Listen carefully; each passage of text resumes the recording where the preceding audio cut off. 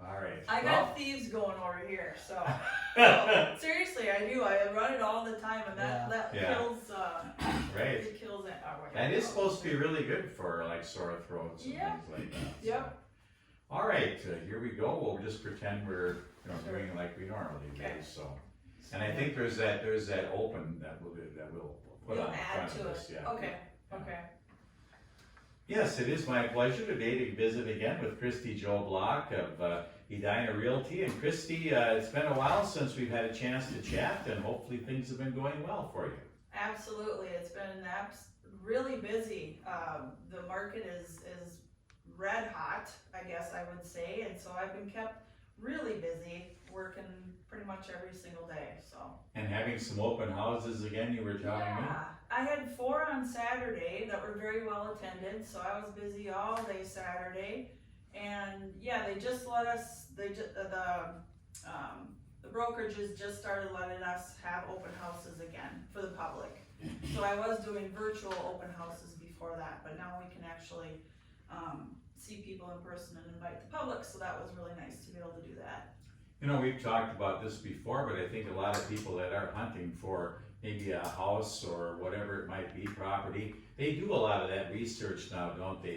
They kind of come prepared maybe more than in our, 20 years ago or so. Yes, they look online, and the tools that we can use too is the 3D virtual tours now. I use drone videos, and pictures are very important. So what you put online, yes, people would definitely come prepared, and we are finding lately that instead of showing a person maybe 10 homes, they really narrow it down, their search, so we might only show them 3 houses before they actually make an offer. So we are finding that lately too. We're fortunate to live where we do, that there's still quite a bit of property out in the country where there's some elbow room, and yet that does bring some special issues into the whole thing, and you've got a special guest that's joining us today that's going to help us with that. Yes, I sure do. I have Steve Nelson today. I'm really excited to have him here. He's a super knowledgeable guy on wells and septics. His business is called Environmental Well and Septic, and so very excited to have him here today, Steve, and so you can share your knowledge and about wells and septics. So Thank you, Kristi. Thanks for coming. I think what we'll start with is that I'll start with the credentials that make me work. Yep. And what is required from my perspective as to be a licensed septic system inspector. First of all, to get a license, we have to go through at least 25 credits at the University of Minnesota through the Extension Service. Now that basically is equivalent to approximately 1 full semester of the normal timeline at the University of Minnesota. We do this through the Extension Services on 2 and 3 full day classes, 8 o'clock in the morning till 4:30 at night. We do this till we're all done, then we've got to test out, and at that point, if we pass everything, at that point then we become a licensed inspector, after which we need 15 more inspections monitored by a mentor that then will make sure we're doing it properly. So the biggest thing that we're concerned about here, according to the Minnesota Department of Health, is that the septic systems are working accurately to how they're designed to work. It's very important that any rural property have a working septic system that is in compliant with Minnesota Department of Health standards. Now, what I look for when I come onto a site, the first thing I do is I go to the county and I find what records are available on that particular site. Now, if there's records available, which in most cases there are, then I get them to send me the records, the design records. I can go out and make sure that the septic that's on that site matches that design. If it doesn't, I know I've got a problem. Okay, the next thing we do is I do a complete walkover of the system to see if I'm seeing any obvious failures, where water is coming to the surface over a drain field where the dog lays on a hot July afternoon and wants to come in the house, that causes a little consternation with the wife, with anybody. But anyway, that's one of the things that we look at. And so then at that point, once we've looked for the water situation, any type of failures, we start looking to see what type of system is on that site, and that should match the design. Now there's basically 3 different types of systems. There's in-ground systems, and that's gravity systems, and we don't see those very often. Kind of a rule of thumb is that if you raise good corn, you're not gonna have a good septic system in ground. You can't do it. The soils are wrong. Where we see gravity systems, in-ground systems, is north of New London, up in the sand. Now that's gonna be another whole issue where that's now gravity, but that could very well change within the next few years, because what the state of Minnesota is looking at this point is that the water in these gravity systems is dispersing too fast into the sand. So if you've got 100 feet of drain field, you're maybe only using 20 feet of it, because that water is being saturated right into that sand. So what they're looking at doing in the future is adding pressurized systems on sand bases now.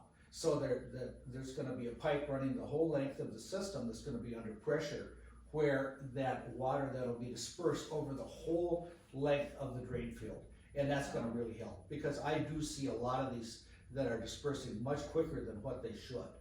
So, I mean, you know, it's just, why should a person put in 100 feet of drain field if you're going to use 20% of it? That's about what it comes down to. Right. And the other major system that we do see, and there's several different types of these, is pressurized systems. And those are mounds or pressure beds or at-grades. They're all different, but they're all basically the same because they're all pressurized. And those are put on heavier soils, and how you define where that goes is by what the soil types are under that particular spot. So when I come on a site, I do soil borings. So I'm looking for water indicators that indicate where the high water level is under that spot, and when I see rust or gray colorations in the soils, basically that's the water table level. And from that point on, I've got to be, since 1996, I've got to have 3 feet of clean soil below the bottom of that drain field. So for instance, if I found that those rust and gray colors at 36 inches, I will need to have 36 inches again of clean soil above that, which puts me at grade.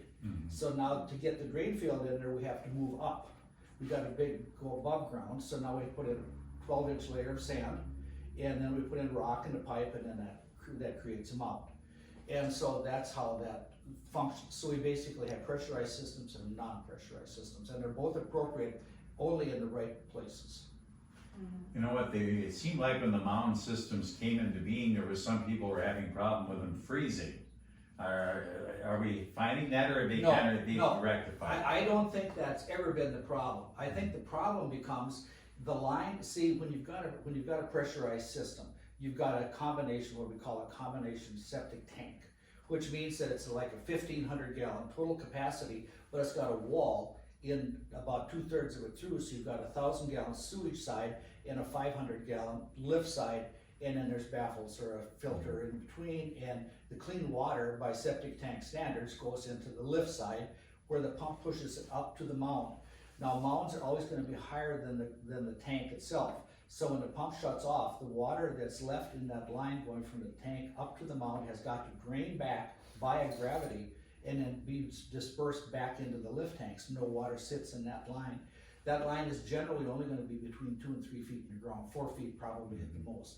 Now what happens there, why people think their mounds freeze up, is that for some reason, it could have been somebody drove over it before the ground settled, and they created a dip in that line that goes from the lift tank out to the mound.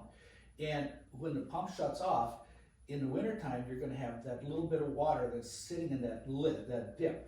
Now at that point, the next time it goes up, it's going to get a little more ice there, and then pretty soon it plugs it up. And so now the water can't reach the mound.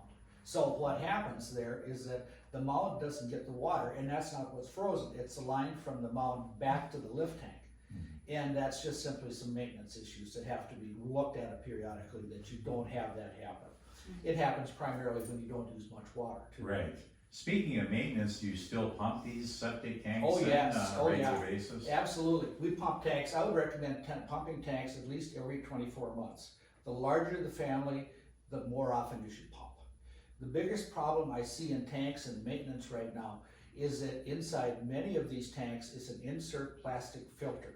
Now that filter is there to keep sewage away from the lift side where the water should be cleaner. Now that filters out toilet paper and that, just oils and greases, and just cleans it up a little bit before it gets out. But what happens is that people don't know they're there. and then they don't clean them out. These filters should be cleaned in the spring and in the fall, every year, and more often than that if needed.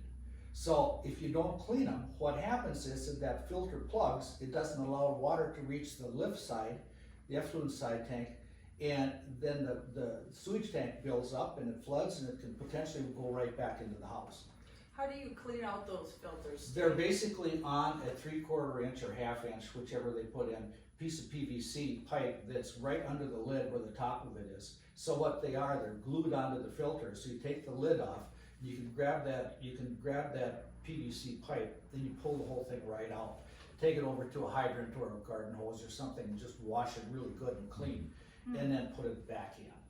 And that's where the biggest share of the maintenance problems we see come from, is that that non-usage or that non-cleaning of these filters.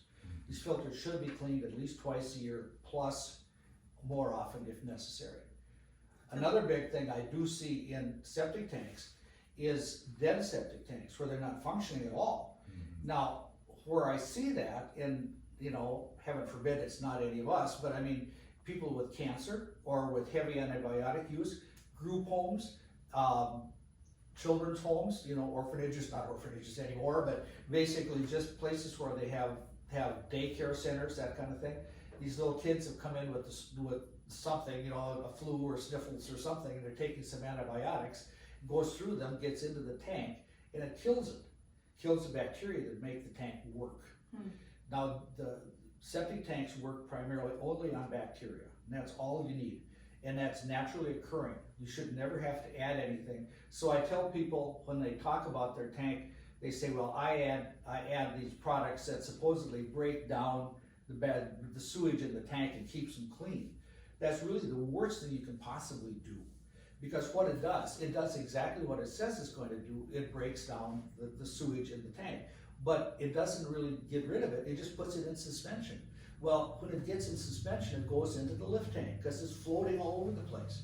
And now it gets into the lift tank, you pump that sewage out to your drain field, now it re-solidifies and you plug your drain field. So by using these products, I'm not going to name any names because I don't want to go there, but there's a common one that's advertised all the time on TV, and you see it in all the fleet stores and all that kind of stuff to keep your tank clean. Well, it does, but it also wrecks your drain field. So my recommendation to anybody that's interested in adding anything to your tank, don't. Leave it alone. Yeah. Nature will take care of itself. Sewage will break down to water, and that's where it'll go, and it'll break down in a hurry. So those are the things that I look for in tanks, and I recommend people really maintaining them by pumping them at least every 2 years or more if necessary, and watch how much medication they're taking to put into that. Right. The other thing that I have seen is that when people come back, and this will tie into a little bit of the water well situation that we're dealing with, where they chlorinated a well and then they run a lot of chlorine down their drains into the tank. Same thing happens. Chlorine kills the bacteria that operate inside that tank. So now you're going to kill your tank by adding chlorine. You don't add enough chlorine to affect the tank by washing with bleach. So don't worry about your socks and your underwear. That's not going to be an issue. But if you run a lot of chlorine down into your tank, it will be an issue. I got a question for Sure. you, Steve. So, talking back to the real estate transaction side of septic systems and wells and whatnot. So, when we write up a purchase agreement, we put on there a well and septic addendum, and that's where the buyer asks the seller to check for the compliance on the septic and do the water tests and such and so forth. There's certain counties in Minnesota that have different regulations and different guidelines regarding the septic systems. Can you talk about that a little bit and how that whole thing, because I know when some people write the purchase agreement, both buyer and seller are unsure of why we need to do that. Right. About 15 years ago, Minnesota Department of Health put in a code that was supposedly going to go throughout the whole state, that septic system inspections were mandatory at real estate transfers. They also are going to be mandatory at adding a bedroom. Now, but they gave the caveat to the counties that they could reject that if they chose to do so. And there are several counties, a couple of counties locally, Chippewa County for one and Redwood County for another, that still do not demand septic compliances at closings of any type of real estate transactions. And that's basically the decision of the county boards. They make that decision whether or not to add that compliance issue onto their personal countywide code. Now, most counties in Minnesota, including everybody else in west central Minnesota, do demand a septic system inspection. Now, water wells aren't quite the same. They're not part of anybody's code, but they're really demanded by the wells, by the banks, for their type of financing that they need. Basically, when we do water testing, our basic water test that would be just for a conventional loan or just even a cash sale or what have you, will be nitrates and coliform bacteria. So we have just the two things that we check for. But as soon as we start getting into governmental financing of any sort, now the minimum addition we're going to need is lead. The second thing we're going to run into is VA loans, FHA loans, rural development loans, all those type of things demand nitrates, nitrites plus nitrates, bacteria, and lead. So we got 5 different items all of a sudden here. So they're much more extensive. So we have to know exactly what type of financing to fit the water test to the financing that's being used. So that's kind of a tie-in there. But septic systems are mandatory in most counties. I mean, really mandatory. The county won't close on your property without a septic system compliance if it's in the county code. And then they typically, if it is found non-compliant, that new buyer would have up to 11 months, I think it is. No, it's 24 months. It's 24 months. Yes, in this county it's 24. Other counties is different. See, that is one of the great variables that I run into, is that I can't keep track of all the different counties I work in, how they're all different, because nobody's consistent. You know, it's just like when I drive around one county to the next, streets go north and south, the next county the streets go east and west. You know, and you're saying, where am I? You know, because I'm not used to this. But and the compliance is good for, in this county, 3 years. 3 years. And other counties is it different? Yes, it can be a year. Well, basically, it's all 3 years. It's when they're failure to comply. Let's step back just a little bit. I'll give you, when I do a septic compliance inspection, there's basically going to be 3 types of answers to what I'm looking for. Well, number one is it's a passing system. That's what we all hope for. Number 2 is a failure to comply, which means that it's got bad soils, the tank isn't watertight, but there's no water coming to the surface. Now, an imminent public health threat is when we have a complete failure, where water is running out onto the lawn, or it's connected to the county ditch, or someplace into a big tile system that eventually takes it to the county ditch. Those are what we call imminent public health threats. And those are the hardest ones. See, imminent public health threat in Kansas County, you have 10 months to fix it. On a failure to comply, which is basically soils, you have 2 years. And then a passing, of course, is passing. But you get out to, say, to Swift County, and that's 6 months. So they just basically do everything. Now, if you go down to Renville County, you got a failing system down there. They got 2 years to fix it, but now the buyer has got to put a $10,000 or at least the cost of a new system estimate in escrow to make that closing happen. So they're even tougher. So some counties demand escrow money, and what that does, it makes sure it gets done, because people don't want to have their money sitting in escrow, so they do it. You know, here we got 24 months on just a failure to comply, and there's no escrow money involved in Kansas County. Renville's the only county I work in that demands that, so that's different. Some counties I know too allow you to, if they have funds available with their counties, to put the amount of the new system on your taxes. Right. So you can pay it over a period of years, so then if they have money available, and you just have to check, because I think it varies. Well, that's true.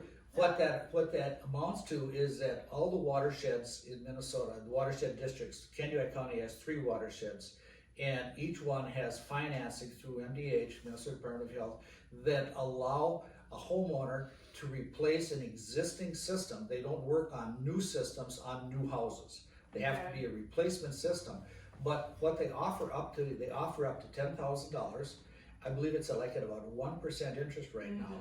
And basically that loan is then issued as a payment to the contractor that installs it.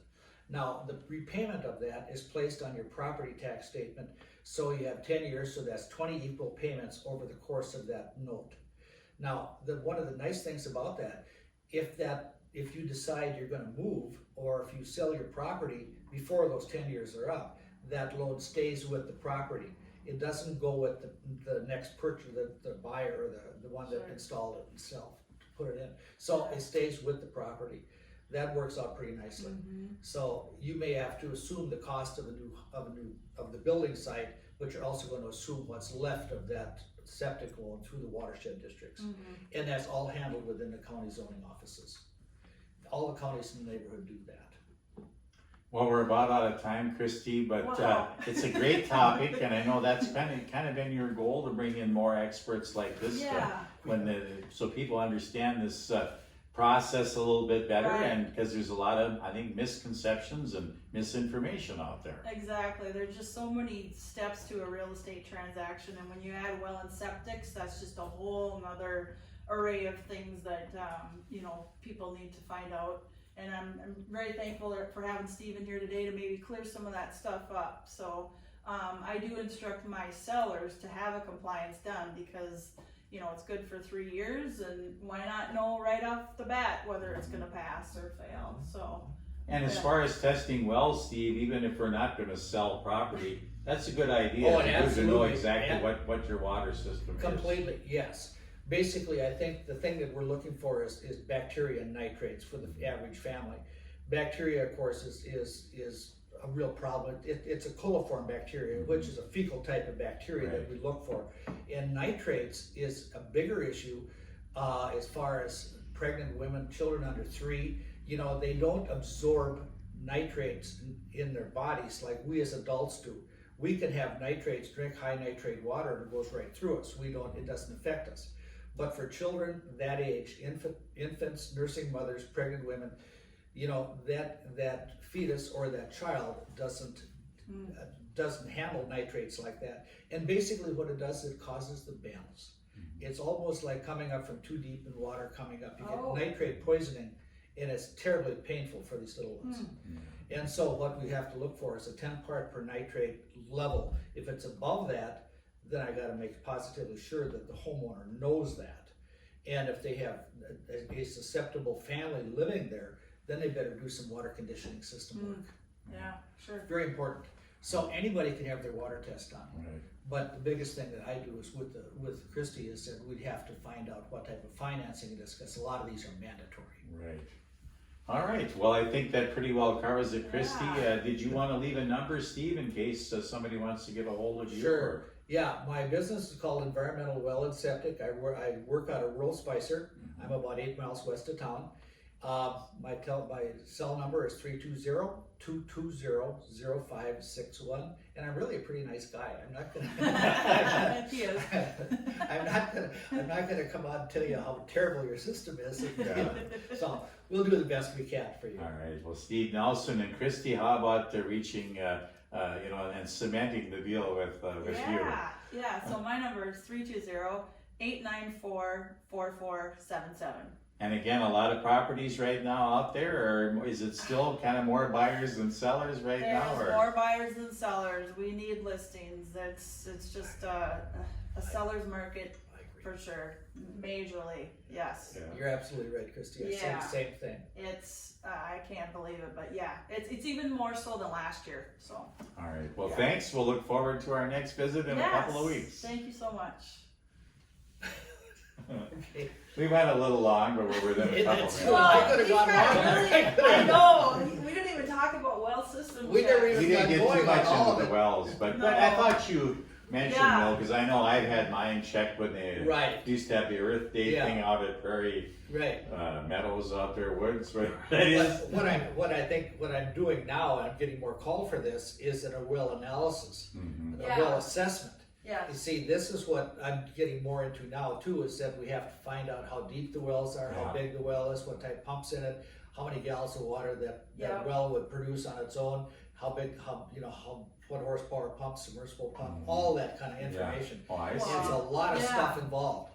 Yeah. And, you know, at that point, that's just something that's really started to be demanded. I'm finding that around. I'm doing that on every one of my Yeah, rural yeah, properties because I got a lot of people. I suppose if they had horses or something, they need more capacity. Well, they or- need to get gallons per minute, make Yeah. sure you got that amount of pressure, I guess it would be Right, from the exactly. tank.